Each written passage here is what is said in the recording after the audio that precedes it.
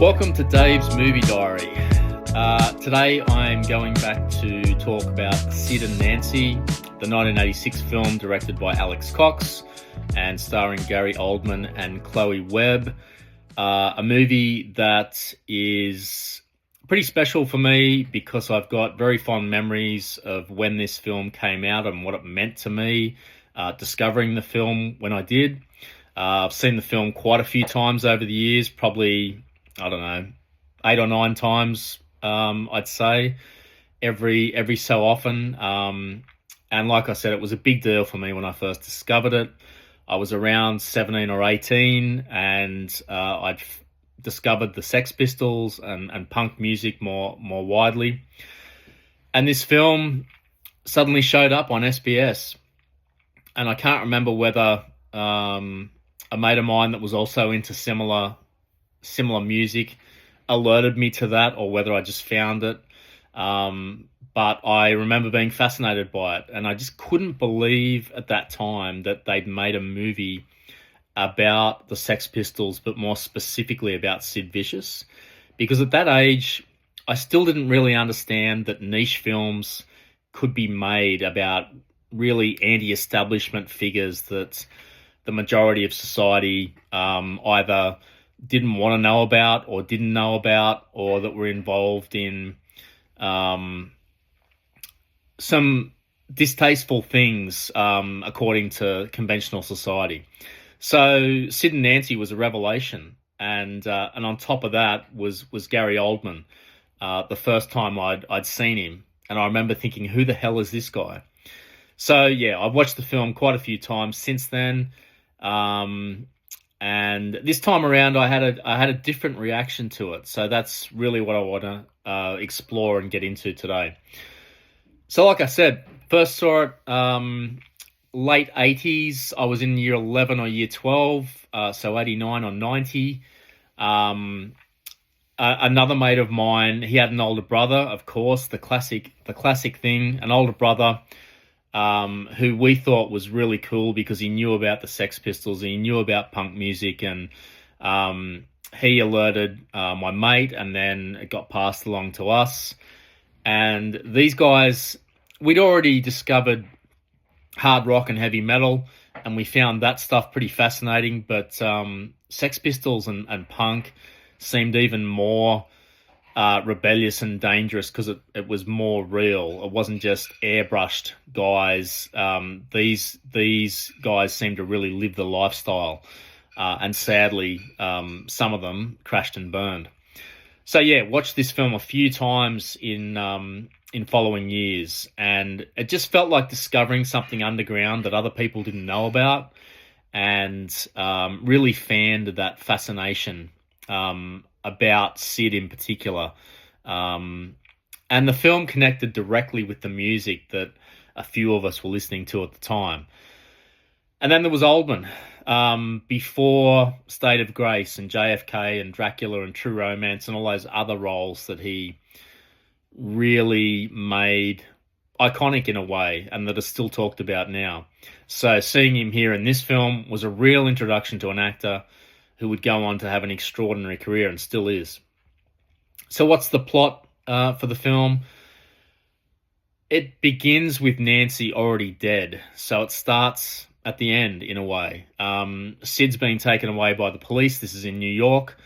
And straight away we get a taste of Alex Cox, the director, imprinting himself into the film, because Nancy's ghost walks alongside Sid and the police, telling the cops that Sid didn't kill her, because that's what he's accused of. And that immediately told me that this wasn't going to be a straightforward historical recreation. I can remember thinking that when I saw it the first time around. And from there, we see the interrogation of Sid start to occur. But then the film quickly gets back to the start, and we go back to the Sex Pistols period, where Sid has just become a member of the Sex Pistols, because he wasn't one of the founding members. Nancy's just arrived in London to follow Johnny Thunders and the Heartbreakers around from the US. She is on the lookout for her own punk rock singer or someone famous to get a hold of and be with. And she gets into the punk scene. She sees Sid. This is where opinions split. She either falls for him or she sees him as an easy mark, and their relationship develops. He falls for her. There's no doubt about that. But very quickly, hard drugs become central to their lives. The Sex Pistols. The film also takes us through the band's rise, their television appearance on Bill Grundy's show, the famous Jubilee concert on the Thames, the chaos of the American tour, Sid's increasing drug use and issues with the band, and his breakdown of his relationship with the other Pistols, Johnny Rotten leaving the band, and then Sid trying to continue his career in New York, which is where Sid and Nancy end up. They live at the Chelsea Hotel. Nancy's hold over Sid has increased to the point where she basically rules his life. But their drug use has got out of control. They don't have any money. It's a bit of a nightmare. And then Nancy's eventually found stabbed in their hotel room. Alex Cox gives us a version of events. No one really knows what happens. This is probably what happened, but go on the internet, you'll see there's various other ideas about what happened. Some of them are more credible than others. But anyway, Sid's arrested and charged with a murder. And at the end, or towards the end, Sid's released on bail. Seems to have another chance to get his life back on track. But the film takes us towards the tragic end of his life.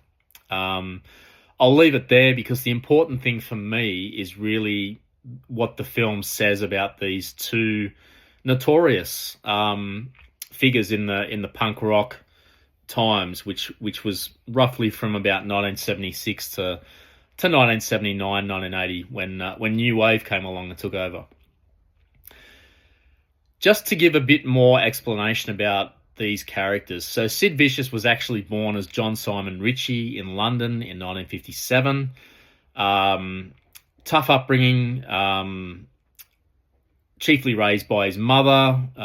His mother had her own issues to deal with drugs, and he didn't do well at school. He found himself more interested in the fledgling music scene, art scene. He started hanging around Malcolm McLaren's sex shop, got in with the various people that hung around there, some of whom went on to have their own careers. Billy Idol, Susie and the band and the Banshees, the Pretenders, all sorts of people came out of this time and around Malcolm McLaren. Anyway, he forged his own identity in the clubs that the Sex Pistols and other bands were playing at, with his look, with his penchant for violence at times. That's reflected in the film when he beats up a guy who's modelled on the journalist Nick Kent, that Sid famously attacked with a bike chain. He also infamously threw a beer glass in a club. It shattered and blinded a young girl in one eye. He was just out of control, but he was a central figure known for being him. Sex Pistols, by that point, their original bassist, Glenn Matlock, was probably the most competent musician in the Sex Pistols, but he didn't really fit the punk ethos of the band, and so he was sacked. And in came Johnny Rotten, the singer. Johnny Rotten was a good friend of Sid Vicious. He gave him his name. There were 4 Johns actually that used to hang around. One of whom, more commonly known as Jar Wobble, went on to be in other bands, including Public Image Limited with Johnny Rotten after the demise of the Sex Pistols. But back to Sid Vicious, couldn't play. they'd often unplug his speakers. He was there for the look and the attitude and the publicity. Malcolm McLaren was a known Svengali who was out to make a quick buck. Was more interested in the artistic side of things. What I mean by that is the style of how things looked, maybe not the substance. He wanted to capture youth dissatisfaction with the government in the UK. This is a time in England when socioeconomic problems were rampant. There were rats running around, similar to what was going on in New York at the time. And so it was a ripe environment for the punk scene to really come and capture the interest of the youth at the time, because they didn't have many prospects. This is the time when the UK shifted to a 3-day work week around that mid-70s. London was a bleak place. I mean, Manchester and Liverpool were probably even worse. But London was bad enough, and it was a pretty tough place to be growing up and being 18, 19, 20 years old at the time. So this kind of aggressive music that was in touch with what the young and disaffected were thinking came along at a perfect time, as did Sid. So he really started to believe this image that had been created for him as Sid Vicious, and he'd commonly get in fights with audiences. He'd cut himself on stage. He was getting more and more into heavy heroin use with Nancy Spungen, and out of control. But definitely these guys were in the news all the time. Famously getting shopped around to 3 or 4 different record companies, signing deals, and then getting paid out because the record companies couldn't deal with them. Go and check out The Great Rock and Roll Swindle, which I've already covered in an earlier pod. That pretty much tells the story of what happened with the Sex Pistols. So Sid eventually became very, very self-destructive. The hold of heroin took a very strong hold. Tried to get into a methadone program.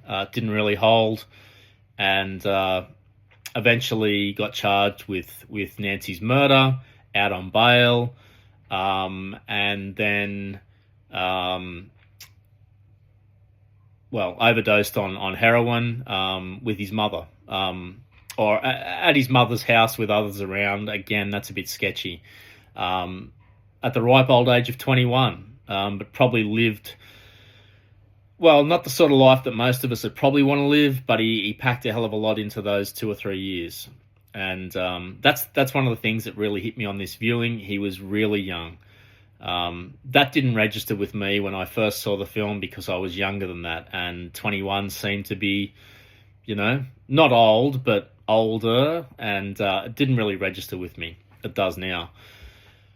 Nancy Spungen was an American, and she landed in the London punk scene when she was 20, I think, or 19, 20. She was a lot harder and worldly than Sid, for all his posturing. She'd been active in the New York punk scene, in and around bands like the Ramones, the remnants of the New York Dolls, which is Johnny Thunder and the Heartbreakers. And she, like I said, she followed Johnny Thunder and the Heartbreakers to the UK for their tour. This is around the time when a higher grade of heroin got introduced into London. So it was all convalescing to this perfect midpoint where all these people would collide. And she sees Sid. They become a couple, and when you see the film, you'll get a taste of what they were like as a couple and what Nancy's hold on Sid was, and her personality. Loud, out there, a lot more of an alpha personality than Sid was. Like I said, they ended up at the Chelsea Hotel, and Nancy was found dead there in October 78, stabbed to death. And that's where the mythology really starts. And it took another 7 or 8 years for this film to be made. It was really a big news event at the time, because for 2 or 3 years people had been following whatever the Sex Pistols did. Throwing up in airports with reporters around, getting beaten up, getting banned, not having their records played, all sorts of wild and crazy things. Ronnie Biggs, seeing him in Brazil, just the most bizarre, outlandish things you can think of. But it really comes back to the question in this film. Well, not question. It's really about their relationship, but also the question inevitably comes up about, did Sid actually kill Nancy? It gives the version that he probably did, and like I said, that's been challenged over the years in various places. So I think the mythology of Sid Vicious is pretty important to my relationship with the film. When I was 17 or 18, that nihilistic attitude that he was known for was fascinating to me. An icon of the punk age, even though he couldn't play. Just a notorious figure who seemed to represent everything about punk on a surface level. Until I started really listening to a lot of music, and still do, and realised that the Sex Pistols, for how awesome that record is that they put out, weren't probably as serious and nowhere near as competent as the Clash, the Damned, or other bands at the time, even Generation X and Siouxsie and the Banshees, for example. So they were really known, though, for their image, anti-establishment, being outrageous. Johnny Rotten's ability to speak for a generation. He was really intelligent, streetwise, a lot harder than the other three. And it's arguable whether Sid actually pushed him aside and became the face of that mythology. Probably depends on what you think. But now I really don't see the mythology first. I just see a really young guy who tragically ended up way too deep for his ability to deal with infamy, really. Just not equipped. He wasn't prepared, and from all accounts, turned from a really sensitive younger guy a few years earlier to just an out of control guy who did all manner of crazy but mainly self-destructive things. So very sad story. Alex Cox was a really interesting choice to make this film, but probably the only one who could do it like this. He'd already made Repo Man in '84, another film I've talked about, another film about outsiders, people operating outside conventional society. I mean, that film's quite different. It's got aliens in it, and all sorts of things get piled into that one. Sid and Nancy does fit naturally into his filmography, though, I think. He's definitely not out to make a straightforward documentary-style recreation of Sid and Nancy's story. That's obvious from that opening that I talked about. And he continues to play with reality throughout the film. Another example is when the Pistols are on tour in the US, that disastrous last tour.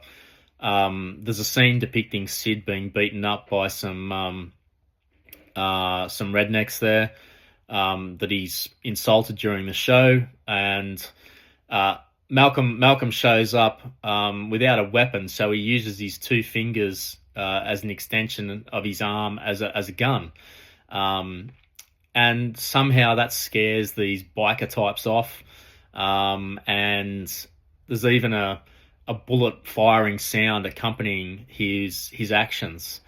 And that's just an example of the way that the film sometimes moves into this almost dreamlike territory, as is the ending as well, with Nancy pulling up in the cab. So even though the film's based on real people and real events, Alex Cox does bend the facts quite liberally, the sequencing of events, as you would expect a filmmaker to do. But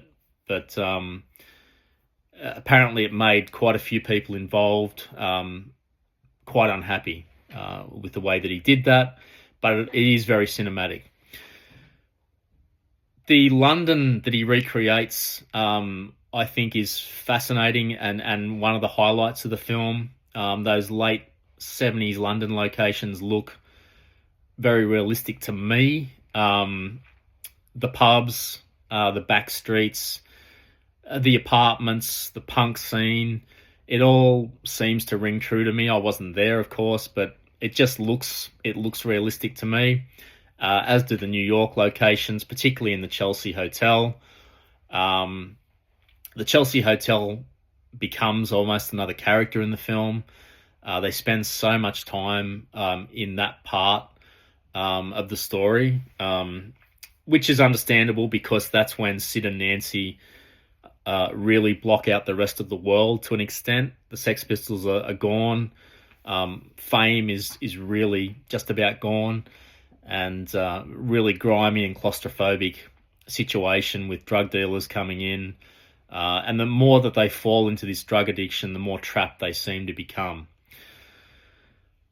Now, as for the other Sex Pistols, I think this is one of the areas of the film that's never worked very well for me, and it just gets worse every time I see it. The actor playing Johnny Rotten does not convince me at all. He's too soft around the edges. The real Johnny Rotten was much tougher, much more forceful personality, more controlling, a major presence within the Sex Pistols, apart from Malcolm McLaren. I just don't think the actor captures that strength. Nothing against him. It's such a difficult act to follow, to be Johnny Rotten, and he gets the accent right at times, but apart from that, it just never convinced me. And Sid seems to be a stronger character than Johnny, which I just don't think was the case. I've got a similar problem with the depiction of Steve Jones and Paul Cook, the other two Pistols. Steve Jones, the actor, looks a bit like him. Paul Cook, nothing really like him. And they don't feel like them either. Steve Jones was a really charismatic, tough, streetwise character. He's really shunted to the sidelines. He only gets a couple of lines, and he was much more integral to the Pistols than shown here. Just doesn't come through. Malcolm McLaren, though, David Heyman in the role does a quite convincing job as Malcolm. He shows that theatrical, manipulative, Svengali side that Malcolm McLaren openly admitted to being, and totally depicts someone who's always looking at what he can get out of the situation. On to Gary Oldman as Sid Vicious. Now, this is the performance that really holds the movie together. This time when I was watching, I've come to the conclusion that he doesn't look a lot like Sid Vicious. Sid had a very different facial structure than Gary Oldman. A much more angular, but a slack, almost didn't show much expression for the most part. Oldman does show a lot more expression in his eyes and just his demeanor, but he captures the way Sid moves, and he captures the voice, the attitude, the posture, the vulnerability, the naivety, and the self-destructive streak. He gets all that right, and I suspect that he chose not to simply imitate Sid, but play a version of him, but really capture the essence of him. And his performance, when I first saw it, was a revelation to me. I couldn't believe that someone could capture this what I assumed was a fringe character in the culture, but was really a big deal at the time. I mean, he followed this up with another really interesting film called Prick Up Your Ears, which is nowhere near as well known, about the poet Joe Morton, I think his name was.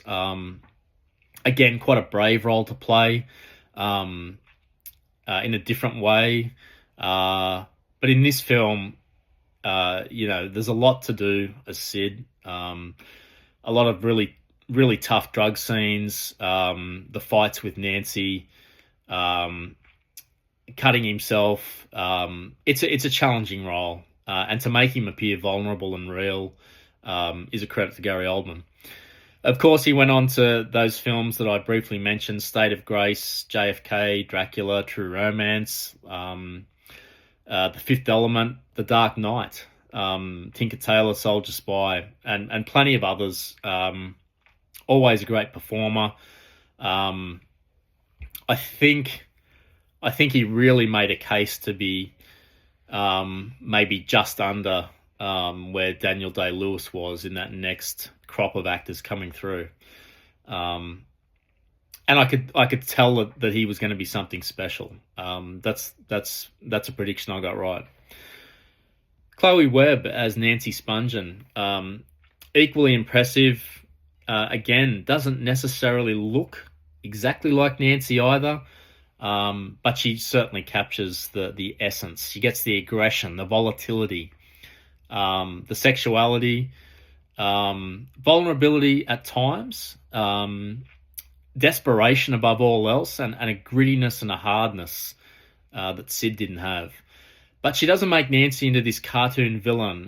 Nancy Spungen, for right or wrong, has been painted as I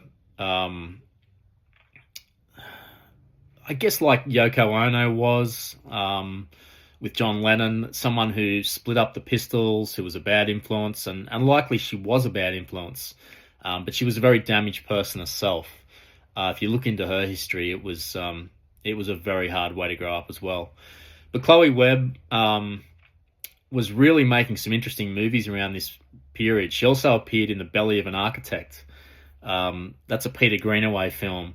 He made The Cook, the Thief, His Wife and Her Lover, and some other really idiosyncratic movies in the 80s in the UK.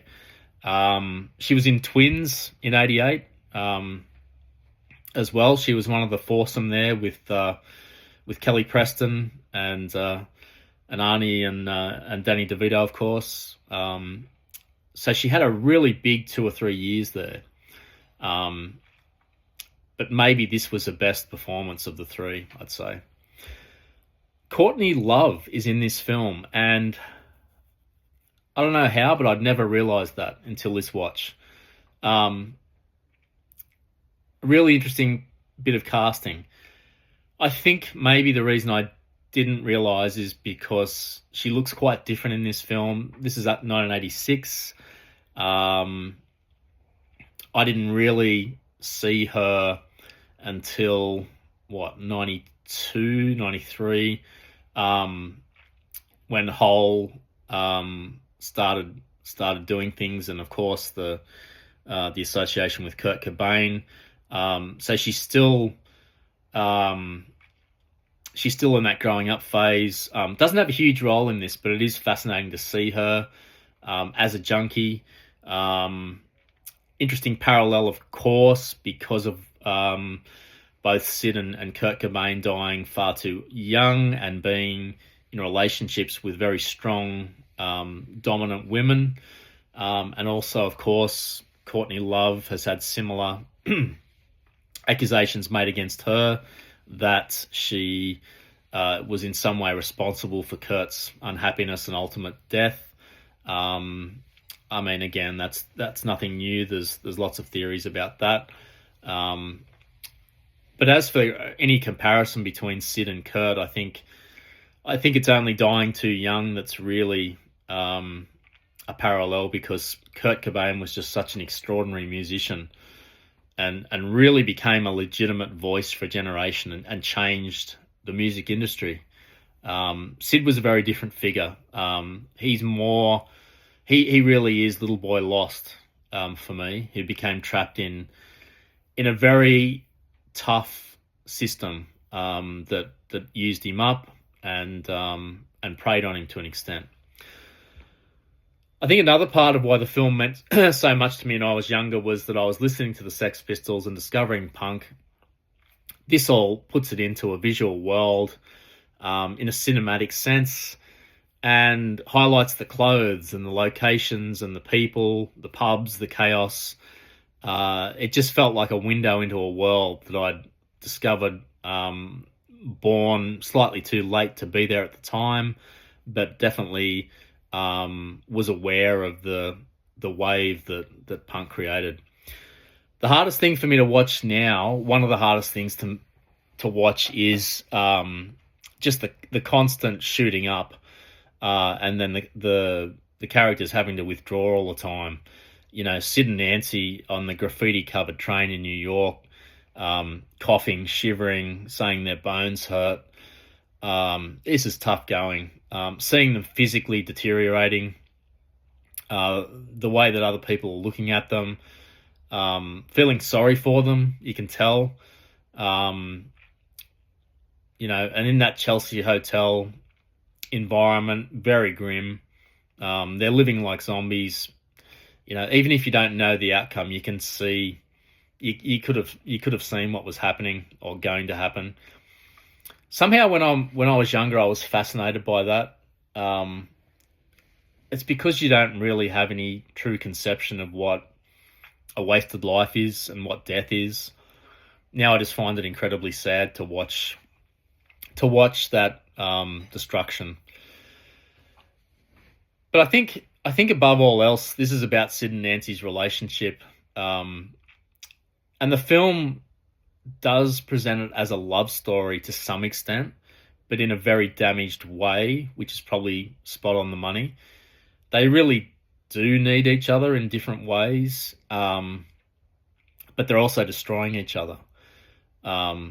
Nancy's constantly pushing Sid and driving him on, and he even talks about in the film about wanting to get clean and go back to the UK. But he knows that he's nothing. Not that he's nothing without her, but that he just can't. I'm pretty sure she was his first love, and that meant a lot to him. And I don't think he could break free of that. You throw hard drugs into the mix, and it's a pretty potent combination. But the relationship gets more and more toxic. What I found interesting on this viewing is that I don't just blame Nancy, which is probably what I might have thought back in the day. I can't recall. I just think Sid was already extremely vulnerable and surrounded by people who were using him. I think everybody used him in a way, even when they complained about him. And Nancy becomes part of that destructive environment. But I just don't think she's solely responsible for what happened to him. He had a tough upbringing. He was out on the streets at a young age, and a lot of influential people used him for their own ends. So look, lots of things work for me in this film. Most of the things work for me. Gary Oldman and Chloë Webb. The touches that Alex Cox adds to the film to make it dreamlike and cinematic and really interesting. The way he gets the location and the feel of late 70s London and New York, pretty accurate in my opinion. The punk aesthetic is pretty good. The music is great. It's great just hearing the songs again.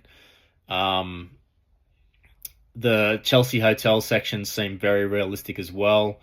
The way that the shooting up scenes and the withdrawal all looks, I mean, I don't know, but it just looks convincing. The things that didn't work for me, I've already talked about, is the weak portrayal of the other Pistols. I think especially you've got to get Johnny Rotten right, and I don't know why they couldn't have found someone better. I think sometimes some of the liberties that were taken with chronology and events grated on me at times, but I don't think it's enough to really hurt the film too much. Alex Cox makes it pretty clear from the way he directs this film that it's an interpretation of a time and a place. And I think as a piece of filmmaking, it works much better than it does as a literal historical record. So a lot's changed for me in around 35 years of watching this movie periodically. The fascination was there at the first few times. Just couldn't believe I was watching a film about this character and this band. I just didn't believe. I couldn't get my head around the fact that they deserved their own movie. Yeah, it was a big deal. Very exciting, but it was shocking too. The drug use always shocked me. That hard drug use. I mean, drugs were always around back in the day, but definitely not heroin. And on top of that, Gary Oldman's performance, the way he wholeheartedly steps into Sid Vicious's persona, just blew me away. Now, 35 years later, it's a tough watch because I don't see the mythology in quite the same way anymore.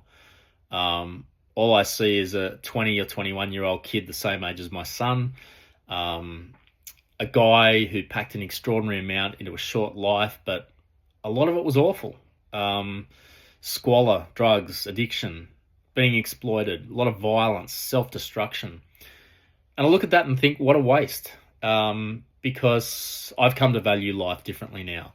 I've got more years behind me than in front of me. But at 17, you think you're going to live forever. You don't understand mortality and the risks that you're taking. Now I do. And that changes the way I respond to this film. In some ways, I appreciate the message of this film a lot more, I think. But yeah, this is like I said, probably my 9th or 10th viewing. I think I've finally reached the point where I can put this film to the side. Not because it's a bad film, the opposite. I think it has an effect on me now that I probably don't need to experience anymore. It's pretty harrowing for me to watch this now. This level of self-destruction portrayed so realistically. So I don't think this is a date film. It's a downer, really is. Same reason it's definitely not a hangover film. Do not watch this film unless you're locked in and loaded and ready to strap in for it, and in a pretty good frame of mind, I think. It's probably a watch alone, but be prepared for being brought down. So great film, captured the times, great acting. Tells the story of a tragic relationship, I guess, is how I'd finish off. So yeah, that's Sid and Nancy from 1986. Definitely worth the watch. I think it's on YouTube, or it comes up on YouTube now and then. So yeah, check it out. All right, that's all I've got. That's another one done. Thanks as always for listening, and as always, see you next time.